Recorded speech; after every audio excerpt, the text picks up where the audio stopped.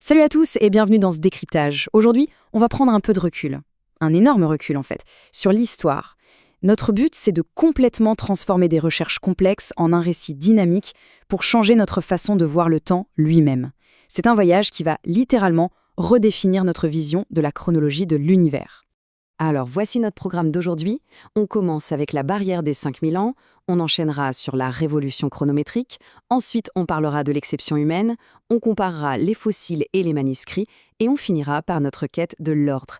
C'est notre feuille de route pour remonter de la simple histoire humaine jusqu'aux lois fondamentales de la physique et de la biologie. Allez, c'est parti avec notre première partie, la fameuse barrière des 5000 ans. C'est notre point de départ pour bien comprendre les limites qui nous ont longtemps bloqués. En fait, il faut vraiment commencer par se poser une question toute bête, mais essentielle. C'est quoi l'histoire au juste? Jusqu'où remonte le passé et qui a vraiment la légitimité pour l'étudier? Pendant très longtemps, la réponse à cette question a été super stricte et, disons-le, très centrée sur nous-mêmes. Et ça illustre parfaitement le grand écart dont on va parler. D'un côté, on a l'histoire traditionnelle, coincée dans la toute petite fenêtre temporelle des traces écrites, environ 5000 ans, et de l'autre, on a ce qu'on appelle la grande histoire, qui englobe absolument tout depuis le Big Bang, soit 13,7 milliards d'années. Le contraste est juste vertigineux. Donc, le point de blocage, c'est ce chiffre, 5000. C'est fou de se dire que pendant des décennies, les historiens traditionnels se sont arrêtés net à cette barrière chronométrique de 5000 ans, tout simplement parce que c'est le moment où l'écriture est apparue. Avant ça, on considérait que c'était un énorme brouillard impossible à percer.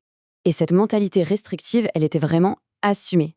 À la fin du 19e siècle, la règle était claire et affirmée avec un aplomb incroyable. Pour citer les historiens Langlois et Seignobos, l'historien travaille avec des documents. Pas de documents, pas d'histoire. Point final.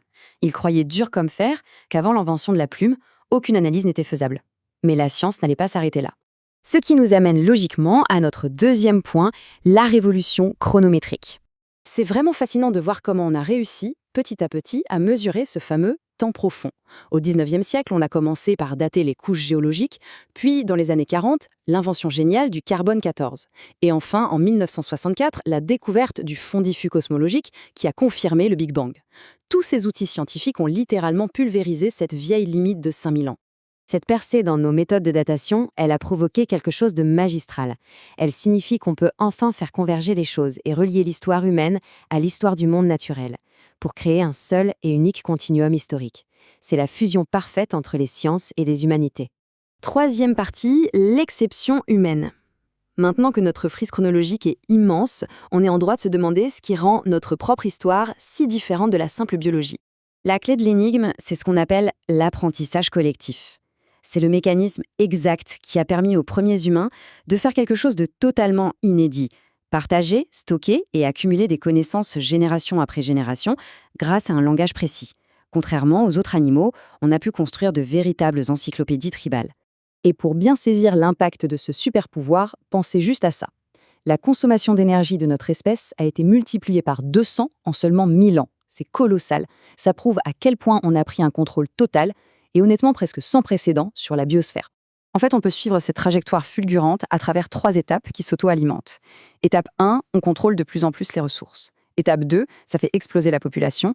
Et étape 3, ça mène à une société de plus en plus complexe. C'est une vraie boucle de rétroaction positive, une machine qui s'emballe et qui accélère nos changements culturels. Allez, on prend un peu de recul méthodologique avec notre quatrième partie, fossiles et manuscrits. J'adore cette analogie, elle est magnifique. Pensez-y un instant, les paléontologues qui galèrent avec des archives fossiles hyper incomplètes et les historiens qui pleurent les manuscrits perdus de l'Antiquité, eh bien ils essayent de résoudre exactement le même problème. Ils tentent tous les deux de déchiffrer des preuves très fragmentaires qui se sont effacées avec le temps.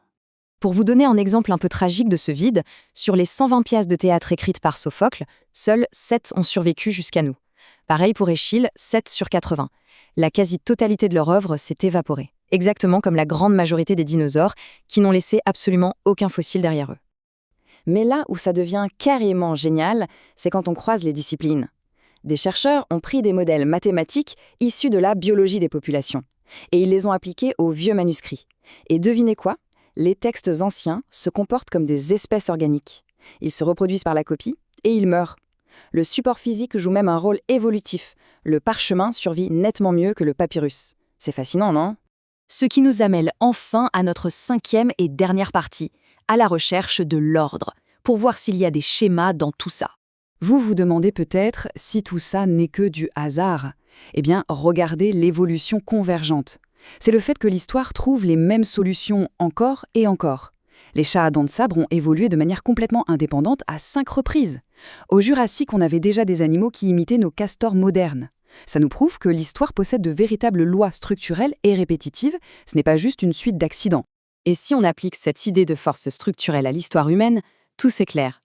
Prenez une bataille complètement chaotique comme celle de Borodino.